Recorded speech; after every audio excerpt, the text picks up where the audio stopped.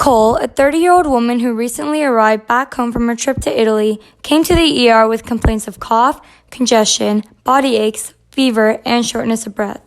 During her ER visit, she was tested for many different viral infections, one of which, Covid-19, came back positive. Dr. Ibuprofen paid a visit to Nicole to deliver the news. "Am I going to live, Doc? What is this virus doing to my body? A healthy young woman like you should recover from this virus quickly. However, COVID should be taken seriously, for it infects your respiratory system.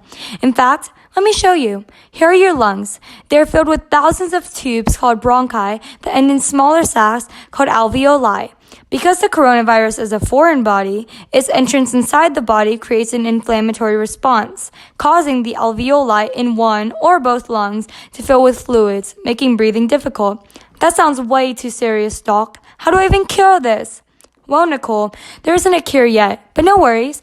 I wrote you a prescription for 500 milligrams of hydroxychloroquine.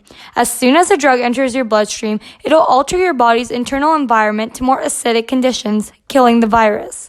The drug also changes the shape of a protein molecule in the cell so viral proteins can't bind to cell membrane proteins." "I'm sorry, Doc. Could you repeat that one more time?" "Sure, Nicole. Every cell membrane in your body has millions of tiny receptors, which allow the cell to engulf materials outside of the cell.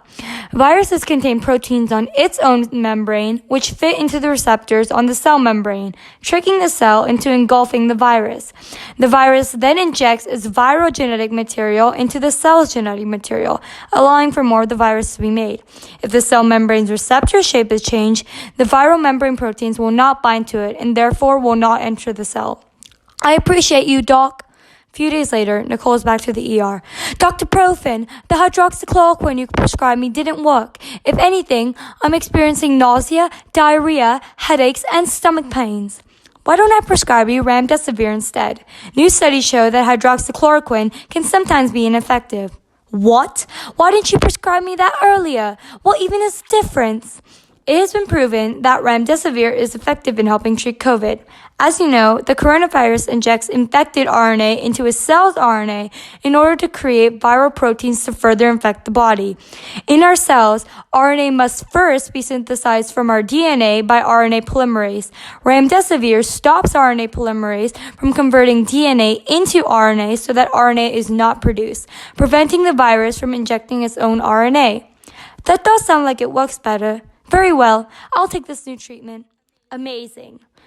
2 weeks later, Nicole appears to be much happier and healthier.